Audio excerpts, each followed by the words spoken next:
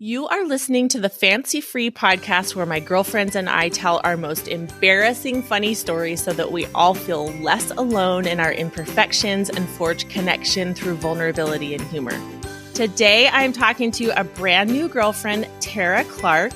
She is the creator of Instagram's @ModernMomProbs and the author of the new book, Modern Mom Probs, A Survival Guide for 21st Century Mothers.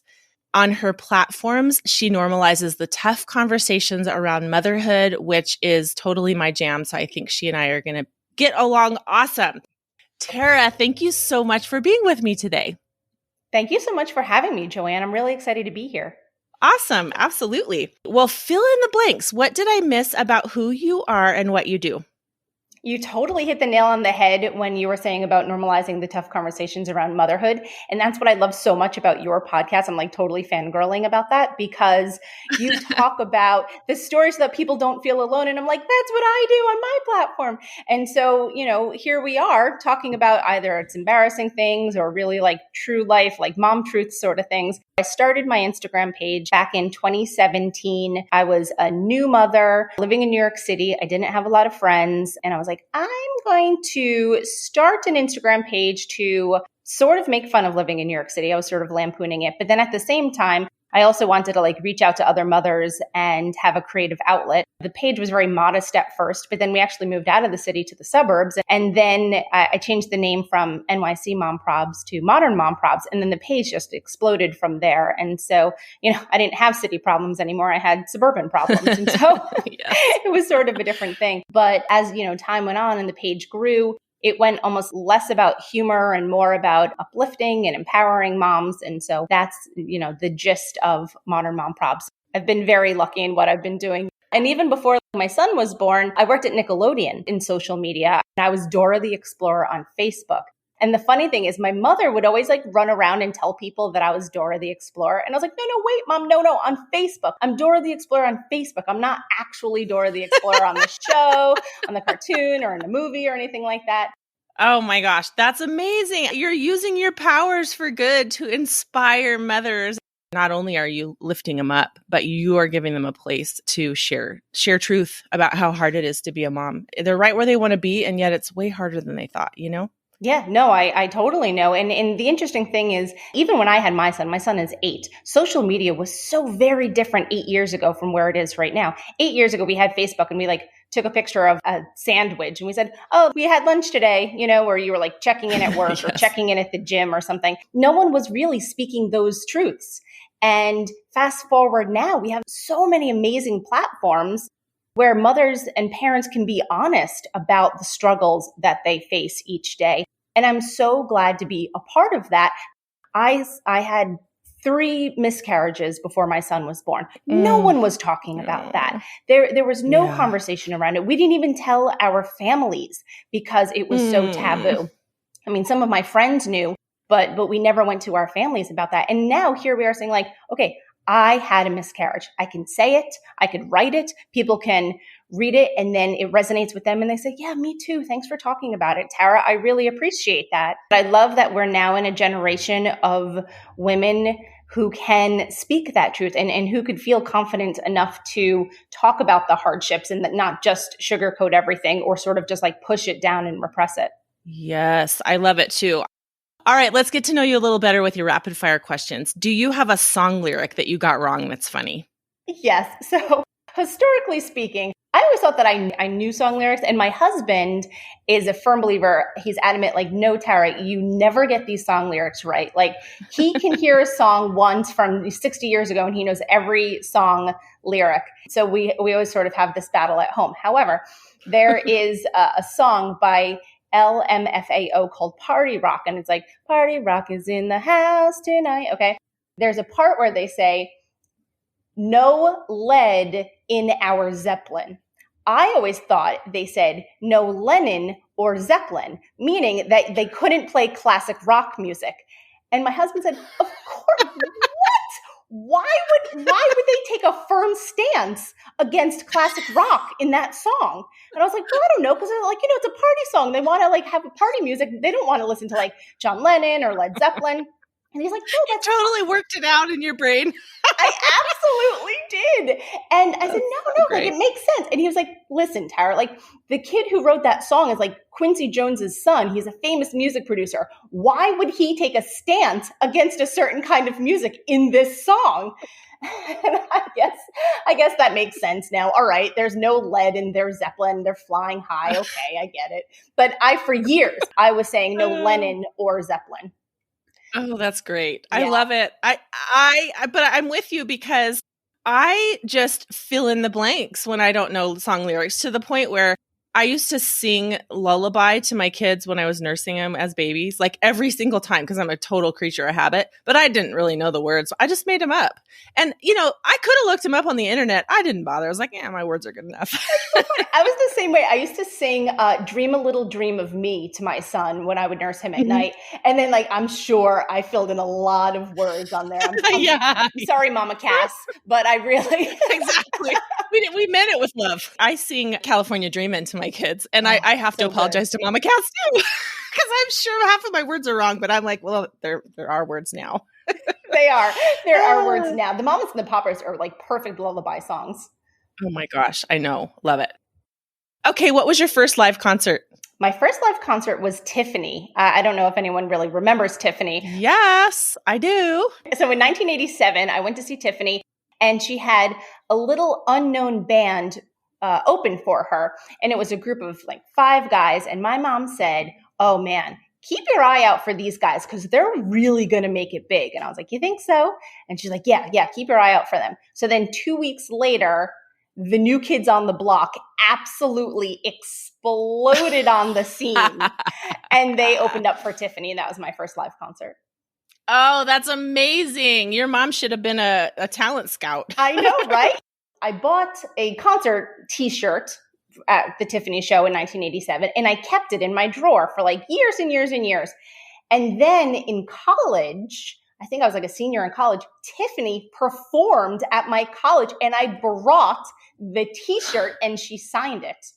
Wow, you're kidding. That's amazing. Isn't that crazy? Yeah. So many things had to happen for that to be possible. I'm very impressed. Now, do you still have it? Yes, I'm sure it's at my mother's house somewhere. Uh-huh. My mom doesn't throw anything out. Yeah, I'm like that too. Tell the listeners all about your book. I can't wait to hear about it, and I can't wait to read it. Yes. I can't wait to send you a copy. The book launches April 20th. It's currently on pre-sale right now on Amazon.com and Barnes & Noble. It's called Modern Mom Probs, a survival guide for 21st century mothers. And it goes through 99 different modern mom probs. But ultimately, I say, we got 99 problems, but motherhood ain't one. I love it. Yeah. Some of them are serious, like maternal mental health. And some of them are lighthearted, like how to swaddle your baby or clip fingernails like a werewolf. So it sort of has a cadence of, there's serious things and lighthearted things. And it's meant to help modern parents feel like, no, they're not alone. But this is the one book that you could look at and say like, okay, now I see, like if someone took a snapshot, of what modern motherhood was like in 2021 or 2020 when I wrote the book, then they would say, okay, now I see what's going on here. Like it's sort of just like a glimpse into the zeitgeist of modern motherhood culture. Oh, I love it. Okay, I have a niece that has a 4-month-old child, and I can't wait to send her a copy. This is so exciting. Yay, thank you. Yes, and also listeners, as you know, if you sign up for my newsletter at fancyfreepodcast.com, scroll all the way down to the bottom, give me your first name and your email address, and I promise I won't spam you. I'm way too lazy for that. I send out one newsletter every month. Maybe this month I skipped it. There are always ways to win books and other swag from the show in my newsletter, and I will be giving away one of Tara's books. So if you're interested in having an opportunity to win that, then sign up for the newsletter. Yes, this is so exciting. And tell me, what does book publicity look like in 2021? Are you having virtual signing parties and things, or how does that even go? I know. Womp womp. It's sad because it's not like how, historically how you have, a launch party in person or like book signings or anything like that. Tour. Right. It's not that. So it's been a lot of wonderful podcasts like your own and a lot of Zoom calls and that sort of thing. And so we are going to be having a virtual book launch in April. So stay tuned for that. It's a lot of virtual things. Unfortunately, nothing in person. Yeah. Oh, doggone. Well, it's okay. This is just one of our modern mom props, right? And we're getting around it. We're figuring out workarounds, aren't we? You have to. Yeah, that's it. Because modern moms are very resourceful. Yeah, we're flexible, we're resourceful, and we're creative. So we'll get it done. Well, as you know, the point of this podcast is to show our underbellies to the listeners so that they realize even people who look like they mostly have it together have lots of not so fancy moments, and they are not alone. So what do you have for us today? So during the pandemic, it was sort of like early in the pandemic when food was sort of hard to come by at the supermarket. We wanted to make some pizza. And I said, oh, let's make pizza. This is fun. Everyone on the internet's making sourdough bread and they're making their own kind of pizza and stuff like that. And I was like, yeah, we can make our own pizza. So I go into my pantry and I look and I'm like, well, do I have flour? No. Do I have yeast? No. Do I have any of this stuff? And I was like, not really, but I have pancake mix. So I grabbed pancake mix and I was like, oh yeah, we are so totally going to make pizza out of pancake mix. Brilliant. Well, one would think so, right? So I Google it online. Obviously, a recipe pops up because recipes pop up for everything all the time. You could Google the most random recipe and there's going to be a recipe for it on some blog. Someone has tried it, even if it didn't go well. Yep, someone has tried it. But when they do it, it always looks amazing. The photos look gorgeous. They tell a whole story about it. It looks great. So, I pull up a food blogger post about it with the recipe and I follow the recipe along perfectly. And so I'm using pancake mix as the dough for pizza. Then I, pour the tomato sauce on top and then I add the mozzarella cheese and then we bake it in the oven and we're so excited. It's like my husband and my son and I, and like, this is the project we're doing this afternoon. We're all doing it together. It's so much fun.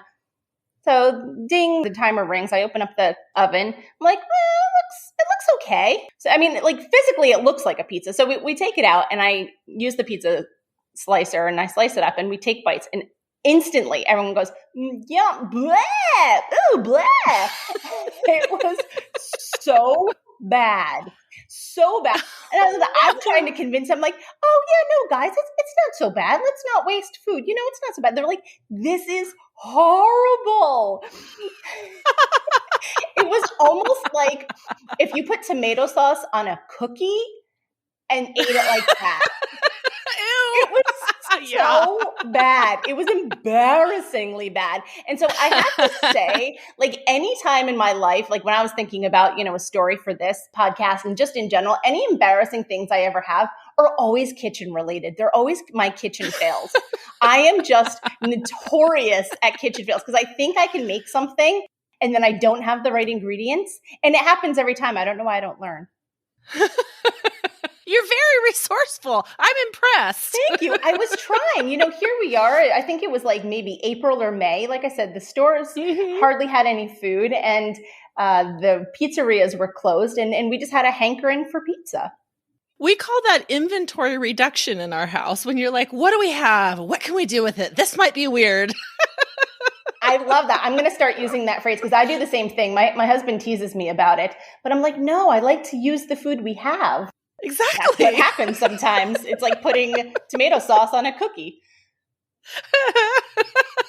Oh, that's so great. You probably just had to throw it away in the trash, huh? I tried to scarf it down, but honestly, between us, I just couldn't. No, we had to toss it. Yeah, doggone it. I could have written out that recipe, put it on a blog, and then took those pictures and people would have been like, oh yeah, this looks good, because it really did. It was like nice and golden brown on the crust on the corner and the cheese looked nice. But no, it really did not taste good at all. Oh my gosh. It reminds me of the time that I made cinnamon rolls out of cake mix and we were all like, oh, ew, like we all like sweets. We all have a sweet tooth and they were way too sweet. And I got it from a food blogger recipe and I was like, well, I feel betrayed. That's exactly besmirched. That's bewildered. Totally something I would do because I'm constantly like, no, I can make this out of that. And you know what? Oftentimes I cannot. Right. But then, you get encouraged by the successes because there really are a lot of substitutes you can make in the kitchen and it works out fine. Like if something calls for buttermilk, you can just put some lemon juice and some regular milk and it's fine. Exactly. Those ones I feel like are like time tested. So I trust those, but I don't trust the things that I do. Yes, I'm not above the kitchen fail.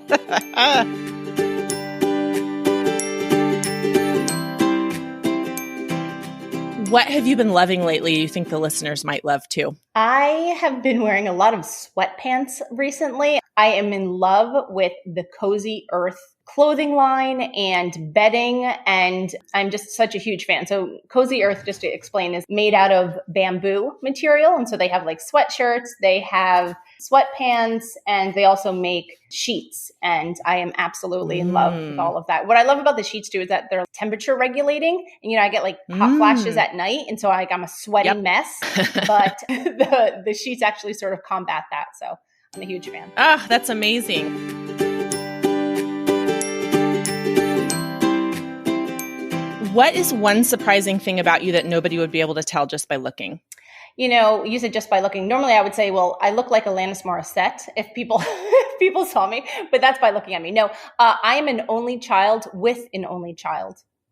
Oh, interesting. Tell me about that. What was it like being an only child, and did you set out to have an only child? Both good questions. So for me, growing up, my parents were divorced when I was very young. I was 2 when they divorced. So I was, an only child. Neither of them had any children after that. I loved being an only child because you were able to have all of the attention from your parents, on either side. And I loved it. And we actually have several only children in my family, all of whom are like tremendously successful, like either like they're in finance or they're attorneys. And we've had like good luck with only children in our family. And then for us, we have just our son, Jack. And that was sort of a product of infertility issues in the beginning. Like I said, I had 3 miscarriages before my son was born. And then after that, I had inexplicable infertility. And so I had to do IUI 3 times to get pregnant with Jack, which is so bizarre because each time that I got pregnant with those miscarriages, I got pregnant the first time we tried.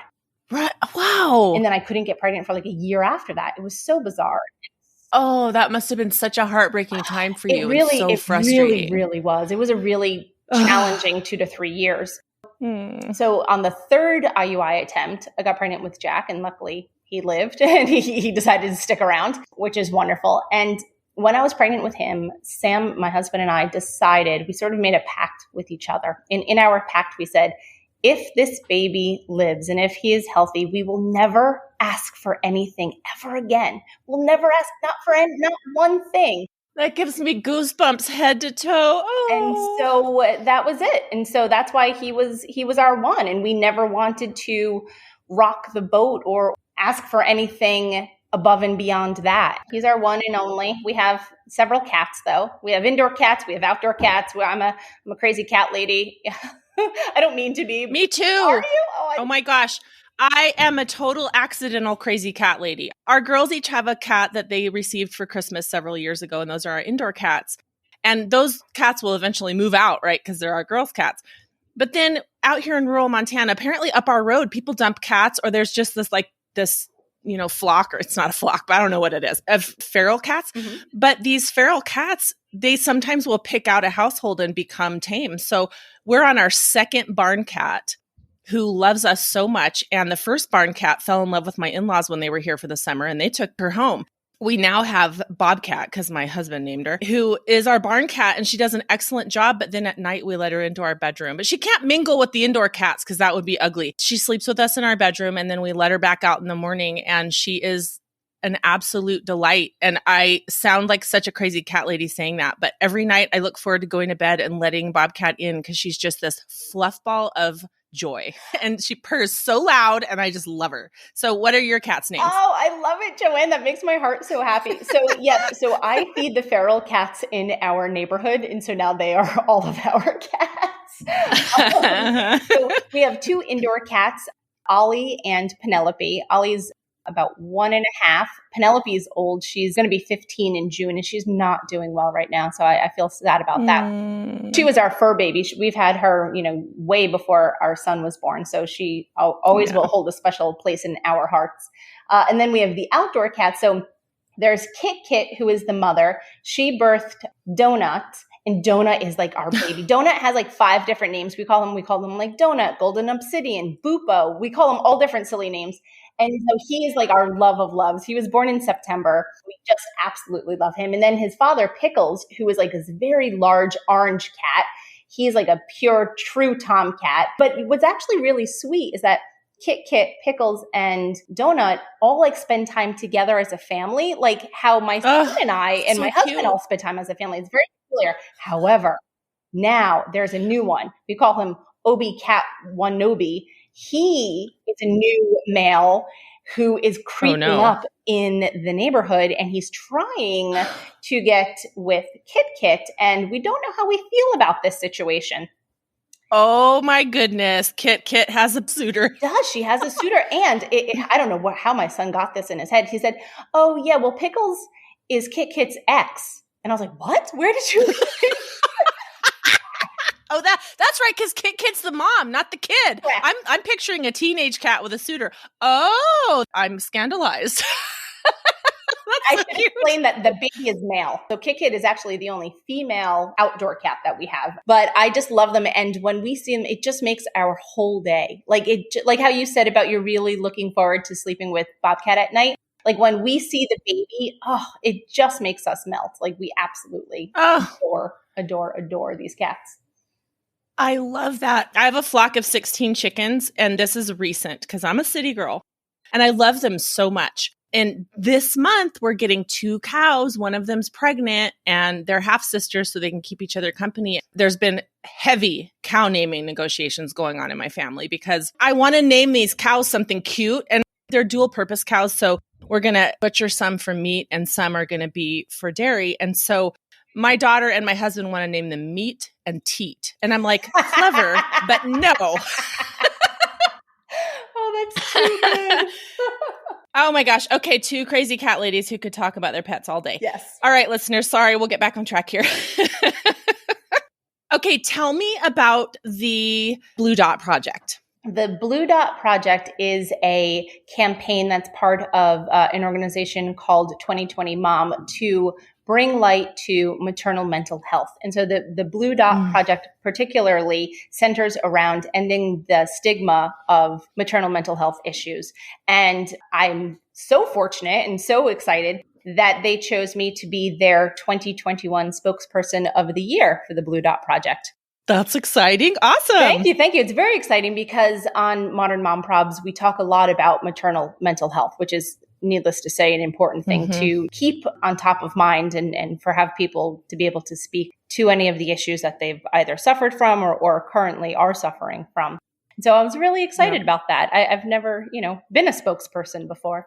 Amazing. I can't wait to watch that unfold. I am definitely passionate about maternal mental health, and I'm so glad that organizations are shining a light on it. And thank you so much for being willing to be the spokesperson for that project. That is amazing.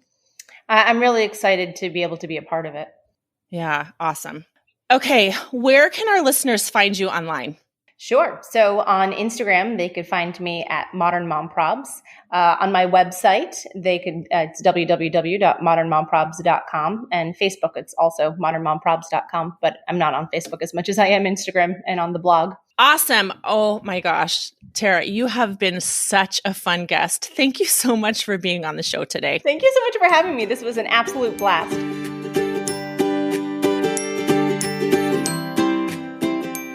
Thank you so much for listening to the Fancy Free podcast today. Make sure you check out the show notes for today's episode at fancyfreepodcast.com/episode 98 to get all the links that we discussed today. Next week, we have Shantia McIntyre on the show, who is an influencer that I found on Instagram and has a funny story about bike riding. Remember to subscribe to the show so that new episodes pop into your feed each week. Also, if you have a story to tell, let's do a listener story. Go to fancyfreepodcast.com, click the red button, record a voice memo. I'll clean it up on my end, and then we'll feature you in listener stories. If you want more connection, laughter, and sharing, join the Fancy Free Facebook group. I have one ask today, and that is that you would tell at least one friend that you think would have some fun with the Fancy Free podcast about the podcast. Have a great week, and remember, no one is as fancy as they look.